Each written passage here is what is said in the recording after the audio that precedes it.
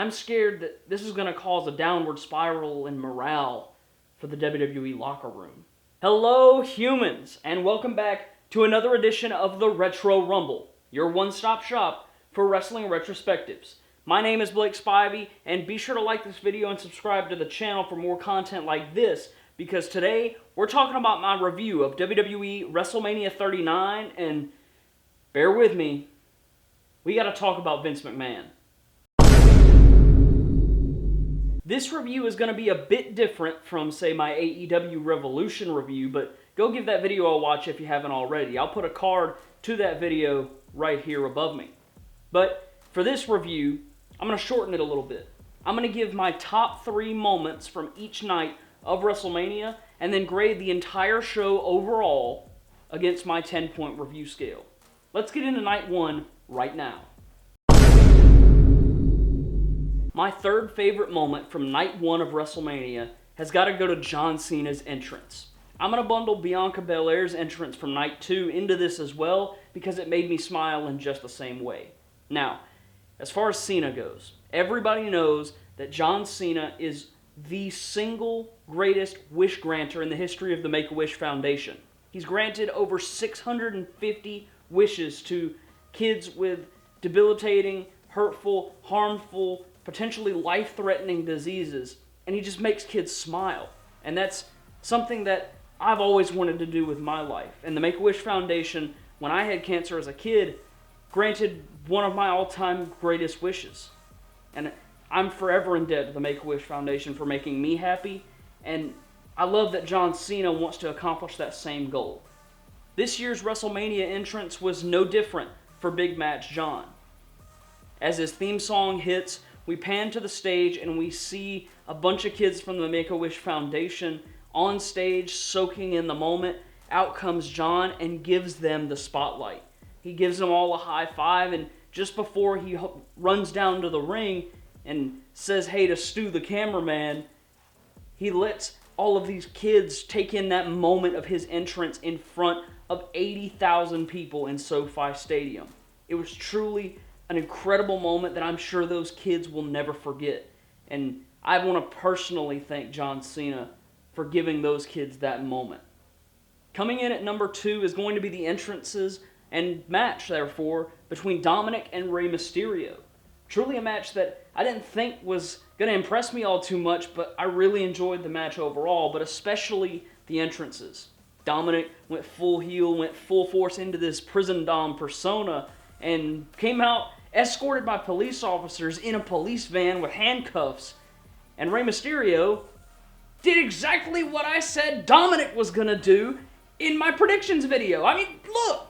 Now I'm predicting 2 things will happen with this match. First, Rey is going to win. Second, Dominic Mysterio will go full force on this heel persona and come out to lie, cheat, steal, riding a lowrider down to the ring. Just like the man who Dominic said he wished was his real father, Eddie Guerrero. My favorite moment from night 1 of WrestleMania has got to go to that main event. Sami Zayn and Kevin Owens finally working together to win the big one in the main event of WrestleMania as they beat the Usos to win the undisputed WWE Tag Team Championships. The match was beautifully crafted, the story was beautifully told, and the final spot of the triple haluva kicks with Sami Zayn pinning Jey Uso in the end, it just couldn't have been any better. Incredible work from all 4 men involved. After the great night of wrestling that was night 1, I was beyond excited for night 2.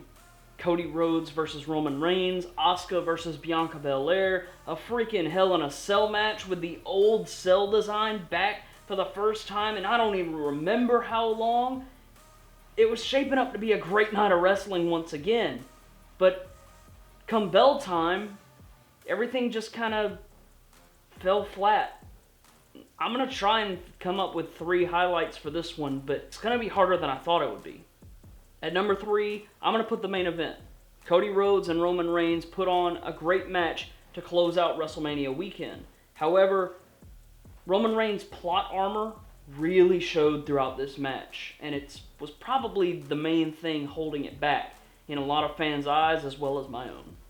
Number 2 is going to go to Finn Balor's entrance before that Hell in a Cell match. The Demon finally returning, getting a bit of a Judgment Day flair with that purple mixed in with that red and black that the Demon is so known for. And best of all, the original Demon music was back in full effect for SoFi Stadium to lift their arms up as the white spotlights glared for the first time in what has felt like forever. The Demon was back. It's such a shame that he lost after getting his head busted open mid-match, and the rest of the match itself kind of fell flat. But it's not necessarily their fault, but it's just kind of how it happened. My favorite part of Night 2 was the Intercontinental Championship Triple Threat match, and it wasn't even close. Gunther, Drew McIntyre, and Sheamus put on, yes, a banger, and it's definitely going to be one for the ages. The constant story of McIntyre and Sheamus trying to one-up each other, which caused them to lose sight of the title itself, and Gunther specifically, which allowed the champion to pop in at just the right moment and eventually retain the title. It was a great story told by all three men in the match playing their respective roles, and I really expect all three of these men to have major roles going forward, and I expect Gunther and Drew McIntyre to have headlining matches at next year's WrestleMania.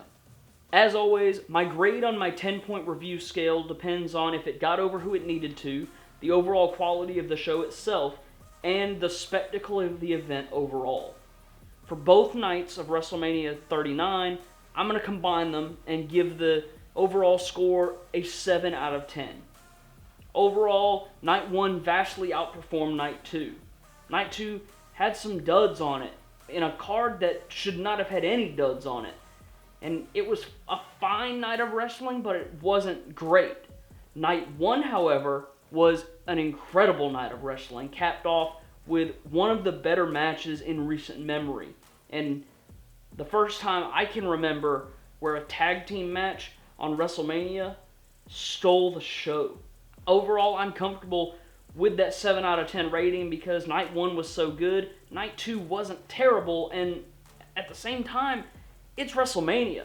I loved the Hollywood theme this year, and I love that they went back to bringing in all these movie trailers with WWE superstars instead of the actual actors. I thought that was a funny gag that they brought back from 2005, and overall, WrestleMania is WrestleMania.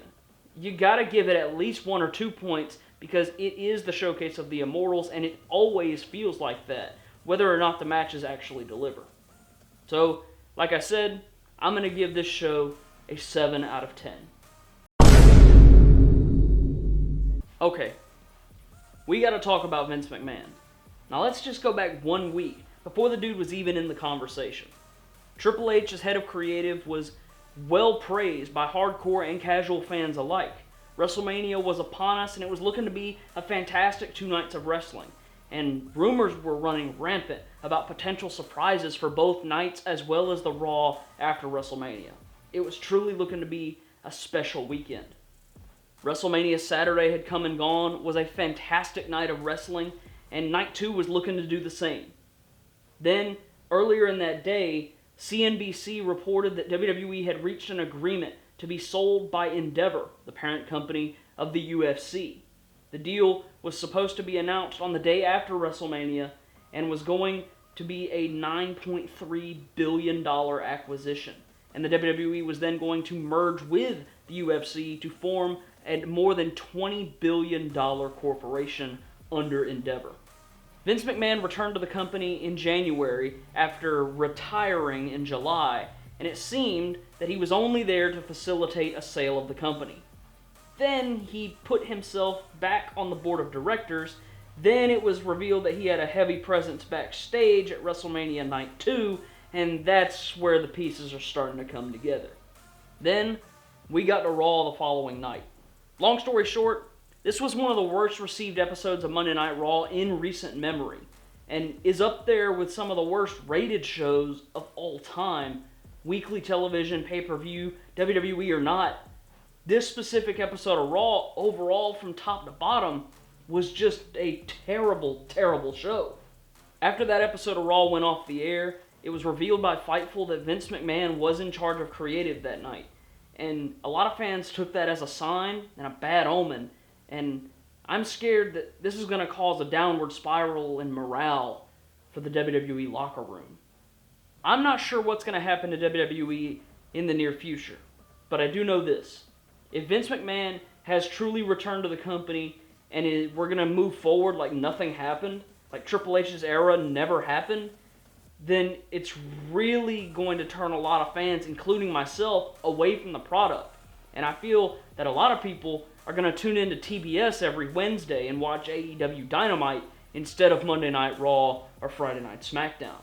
Well, folks, that was my shortened review of WrestleMania 39, as well as my take on this whole Vince McMahon situation. Do you think WWE is in trouble?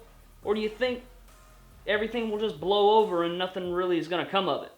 Leave a comment and let me know your thoughts. Be sure to like this video, subscribe to the channel, and hit that notification bell so you'll know when my videos post. Next week, it's the finale of Season 1 of the Retro Rumble, and I'm going to go back to my roots and review a true classic wrestling pay-per-view. I'm going to review the one show that made me a wrestling fan, WrestleMania 23. As always, I've been Blake Spivey, and I'll see you next week.